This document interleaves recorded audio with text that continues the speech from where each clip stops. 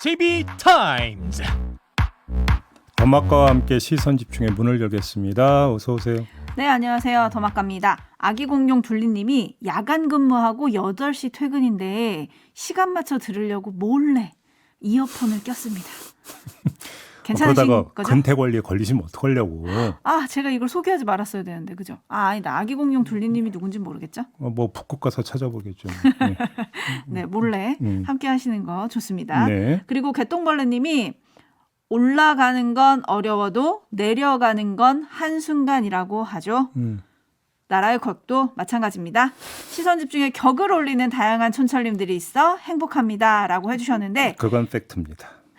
네, 지금 외교 순방, 대통령의 순방이 워낙 핫 이슈여가지고 이런 의견을 지금 주신 것 같은데요. 네. 자세한 내용은 저희가 잠시 후에 쫙 풀어드리겠습니다. 예. 자, AS 타임 가시죠.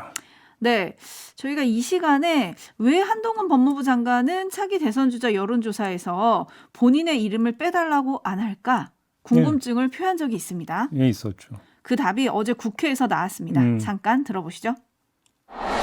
도리를 아는 분이라면은 나를 좀 빼달라. 이 의사표명해야 됩니다. 그게 정치적 도리죠. 그게 대통령을 위하는 길이고. 제가 여기서 뭐 빼달라 말라 이거 자체가 오히려 더 호들갑 떠는 것 같다는 생각은 좀 듭니다. 네, 오히려 빼달라는 것이 호들갑 떠는 것 같다. 또 뭐 듣고 보니 그런 것 같기도 한데 제 입이 어떠세요? 그래요? 그러면 윤석열 당시 검찰총장은 호들갑 던 거네요, 그러면? 그러네요. 그리고 뭐 이거저거 다 떠나서 이렇게 해석을 하는 게 맞죠. 나는 신경 안 쓴다. 뭐 넣든 빼든 이렇게 이해하면 되는 거죠. 한동훈 장관의 말을. 네, 그러면 짧고 굵게 한 말씀만 드리겠습니다. 그런 기조시라면 나중에 국민의 부름을 받고 이 자리에 섰다. 이런 얘기는 하시지 마시라. 라는 말만 하겠습니다. 아하, 그러네요. 그게 또 그렇게 연결이 되는군요. 그런 거잖아요. 지금 2년 후 총선 출마 얘기가 정치권에서 돈다고 하던데 과연 어떨지 그것도 좀 지켜보도록 하겠습니다. 네. 뉴스와 분석이 함께하는 JB타임즈, 오늘은 본론으로 빠르게 들어가겠습니다. 네. 첫 번째 뉴스 어떤 건가요? 오늘 JB타임즈는 이른바 그 순방 외교에서 불거진 논란, 오늘 좀 집중적으로 이것만 좀 짚어봐야 될 것 같은데요. 일단 어제 하루 종일 엄청난 파문과 논란을 빚었던 한마디가 있었죠. 일단 이것부터 들어보시죠. 승인 안 해주고 나중에 쪽팔려서. 네. 뭐 다시 여기서 해독 안 해드려도 되는 거죠. 네. 뭐 이거 모르는 아마 우리 애청자 여러분들은 없을 것 같은데 관련 뉴스가 여러 갈래로 쏟아졌어요. 근데 저희는 대통령실의 해명에 일단 한번 좀 주목을 해봅시다. 대통령실 고위 관계자가 한 말인데 해명이라기보다는 오히려 항변에 가깝던데요. 이런 내용이었습니다. 잘 아시다시피 윤석열 대통령이 무대 위에서 공적으로 말씀하신 것도 아니고 그냥 지나가는 말씀으로 이야기한 걸 누가 어떻게 녹음했는지 모르지만 진위 여부도 판명을 해봐야 한다고 생각합니다. 그런 사적 발언에 대해서 외교적 성과로 연결시키고 이런 것은 대단히 적절치 않습니다. 어떻게 해서든 대한민국 국익을 위해 힘든 일정을 소화하는데 그런 일로 외교 참사를 언급하는 것 자체가 상당히 유감스럽게 생각합니다. 네. 뭐 음성 대역을 써서 지금 녹음을 한 건데요. 네. 일단 그렇게 그러니까 참고를 해주시고 이 항변은 한마디로 정리하면 사적 발언인데 그걸 왜 녹음하고 보도하고 문제 삼느냐 이런 얘기잖아요. 네, 문자도 사적 문자라고 하더니 이것도 사적 대화라고 하는 건데 네. 맞는 항변인가요? 이 자리에서 뭐 논리적으로 요모조모 뭐 따지고 싶은 생각은 전혀 없고요. 그냥 한 방에 해결을 하겠습니다. 5월 15일로 돌아가겠습니다. 당시 윤호중 더불어민주당 상임선대위원장이 윤석열 대통령의 출퇴근 문제를 제기한 바가 있었습니다. 네. 지각한다 이러면서. 그러자 강인선 당시 대통령실 대변인이 나서서 이렇게 말했었습니다. 대통령의 출퇴근을 포함한 취임 이후 동정은 온 국민이 실시간으로 지켜보고 있습니다. 출근길마다 기자들의 질문을 받는 대통령이 지각을 한다는 주장은 어불성설입니다. 대통령의 업무는 24시간 중단되지 않습니다. 출퇴근 개념 자체가 없습니다. 이때 워낙 유명했던 발언이기 때문에 아마 기억하시는 분들이 많으실 텐데요. 이 발언을 판단잣대로 삼으면 결론은 뭐 이미 나온 거나 다름없는 거 아니겠습니까? 네. 자, 윤석열 대통령의 업무는 24시간 중단되지 않는데 어떻게 공적인 행보와 사적인 행보가 구분됩니까? 윤석열 대통령의 동정을 온 국민이 실시간으로 지켜보고 있는데 어떻게 공적인 발언과 사적인 발언이 구분됩니까? 공사가 구분되지 않는 게 대통령의 업무고 온 국민이 지켜보는 게 대통령의 동정이라면 먼저 스스로 조심했어야 하는 거 아닙니까? 게다가 문제의 발언이 튀어나온 공간은 공적 행사장이었고요. 대통령도 공적 일정을 수행하고 있는 상태였습니다. 보는 눈과 듣는 귀가 수없이 많았고 카메라도 돌고 있었습니다. 이런 상황이었으면 더더욱 조심하는 자세를 보였어야 하는데 윤석열 대통령은 정반대로 행동을 했어요. 이건 대단히 적절치 않은 발언이었고 따라서 표에 대한 입장은 유감이다. 보도 이런 거에 대해서 유감이라고 그러니까 입장을 표명할 게 아니라 사과부터 했어야 되는 거 아닙니까? 근데 왜 항변성 설명을 내놓습니까? 대통령실에서. 네, 3047님이 대통령이 있는 모든 곳이 상황실이라고 하지 않으셨던가요? 라고 또 기억을 소환해 주셨고 최디님은 공인이 하는 말은 외부에서 무조건 공적 발언이죠 라고 해주시면서 박한숙님은 홍보수석의 방어가 더 가관입니다 해주셨는데 어젯밤 기훈의 홍보수석이 이 비속어 논란을 짜깁기와 왜곡이라면서 우리 국회를 향한 말이었다라고 얘기를 했거든요. 네. 그 브리핑 잠깐 들어보시죠. 다시 한번 들어봐 주십시오. 국회에서 승인 안 해주고 날리면 이라고 되어 있습니다. 여기서 미국 얘기가 나올 리가 없고 바이든이라는 말을 할 이유는 더더욱 없습니다. 국익을 위해서 상대국과 총칼 없는 전쟁을 치르는 곳입니다.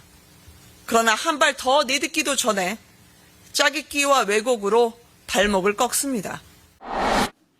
네, 킨타로님이 날리면보다는 날리든이 더 나았을 텐데요 라고 꼬집어 주셨고 김태수님은 듣기 평가입니다. 1번 바이든, 2번 날리면. 여러분의 정답은 해주셨는데 이게 지금 논란 15시간 만에 나온 해명이거든요. 예. 납득이 되십니까?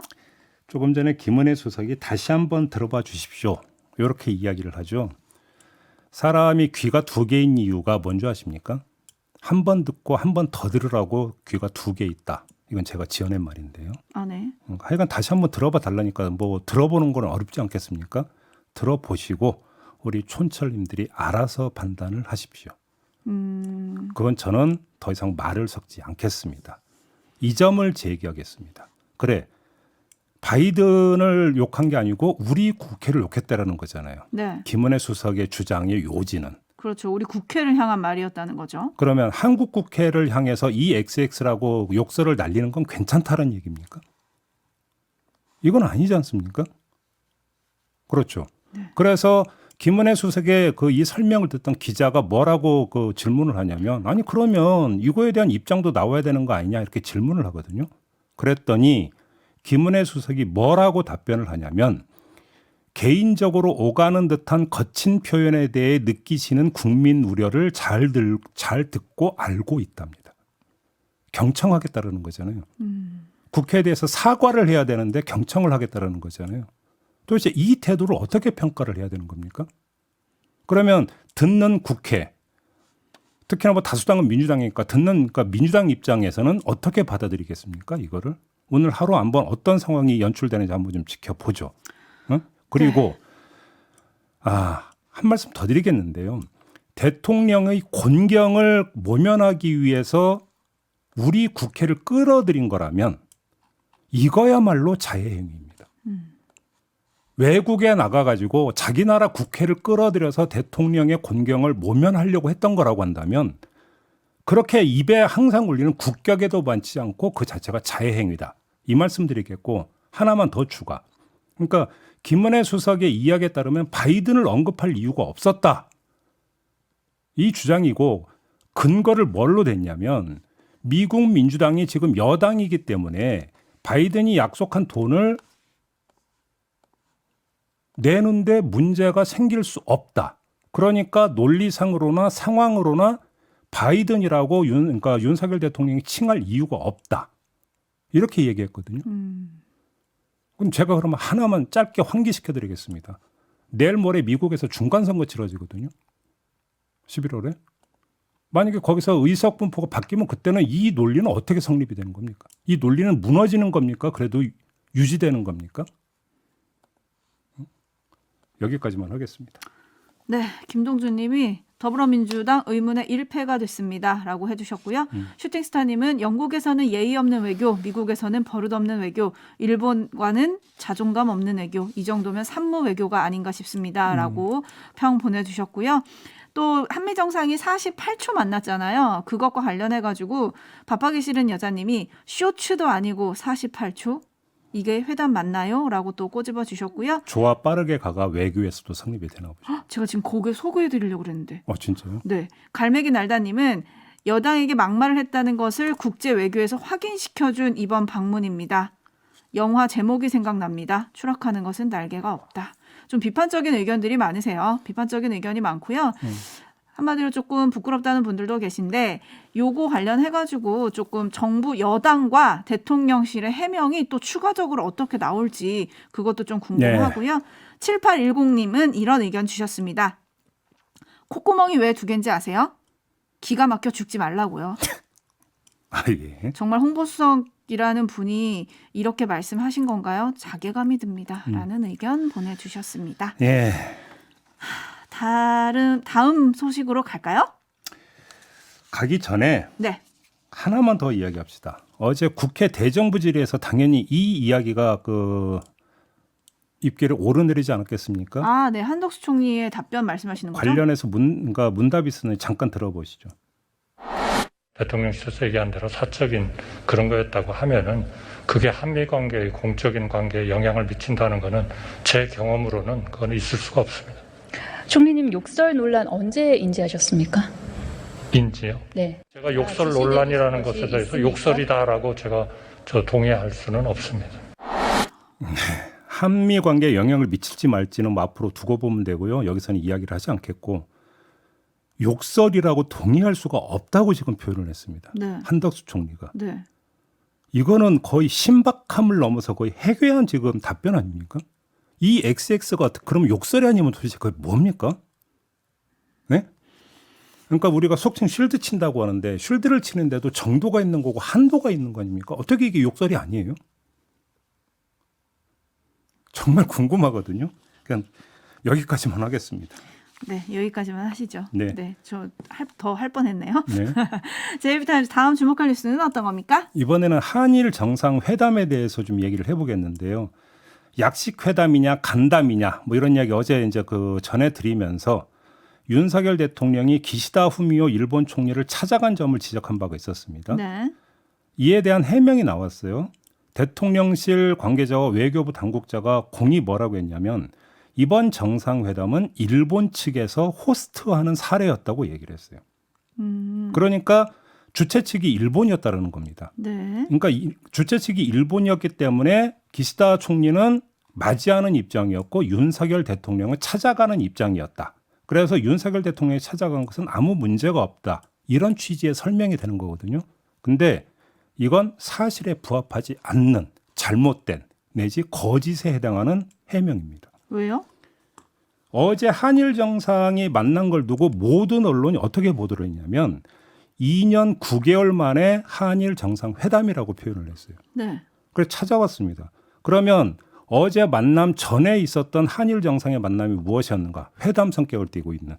그게 2019년 12월에 중국 쓰촨성 청두에서 열렸던 한일 정상회담이었어요. 그래서 2년 9개월 만에 한일 정상회담이라고 언론이 일제히 보도를 했던 거죠.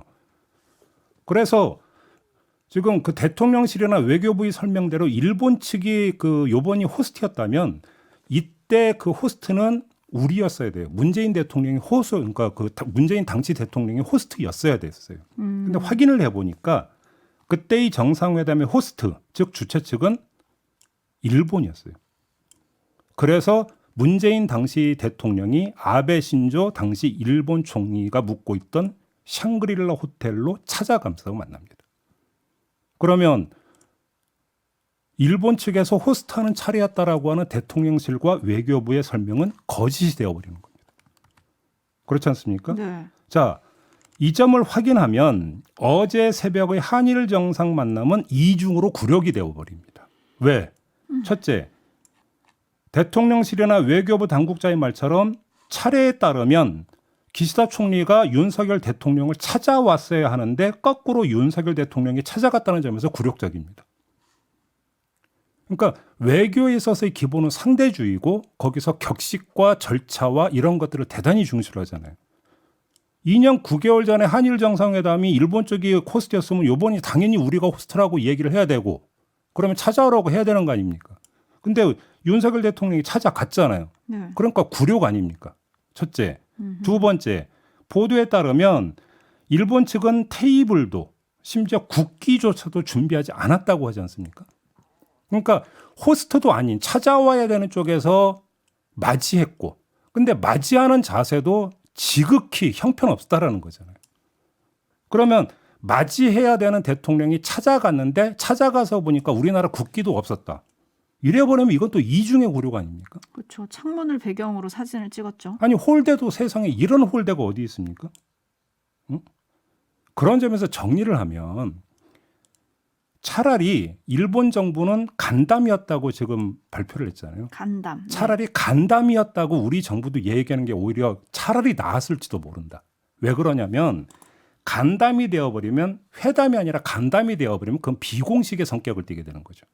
그러면 뭐 우리 차례냐 일본 차례냐라는 얘기도 성립이 되지가 않을 거고 차라리 이런 문제는 그럼 차라리 희석이라도 된다. 근데 대통령실은 간담이 아니라 약식회담이라고 계속 밝혔지 않습니까? 그러면 약식회담도 회담이기 때문에 그러면 우리 차례였어요. 그러니까 일본 측 차례였어야 되는데 아니 일본 측 차례가 아니죠. 우리 차례가 됐는데 호스트를 바꿔서 설명한 거. 이거가 자기 모순에 빠져버린다는 거예요. 대통령실이나 외교부의 설명이 자기 모순에 빠져버린다. 이렇게 되어버리면 이 점을 지적을 해야 되는 거죠. 투더리 스머프님이 해명이 전부 좀 쉴드치기로 앞뒤가 안 맞고요. 해명에 또 해명을 부르는 것도 문제입니다. 라고 꼬집어 주셨고 김종희님은 회담, 간담 표현이 중요한 게 아니고 일단 우리가 좀 숙이고 들어간 것 같은 모양새가 좀 문제다라고 꼬집어 주셨는데 저희가 사실 이 자리에서 얘기하기도 했는데요. 만남 형식보다 더 중요한 건 내용이다. 그러니까 100번 그죠? 양보해서 네. 뭐 내용만 담보된다면 형식이 뭐 그리 중요하겠습니까? 우리가 이제 실리 외교라고 하는 게 그런 걸로도 해석을 할 수 있지 않겠습니까? 네, 네. 우리가 챙기는 것만 확실하게 챙긴다면 형식은 그래 둘째 문제로 그러니까 치부할 수도 있다고 칩시다.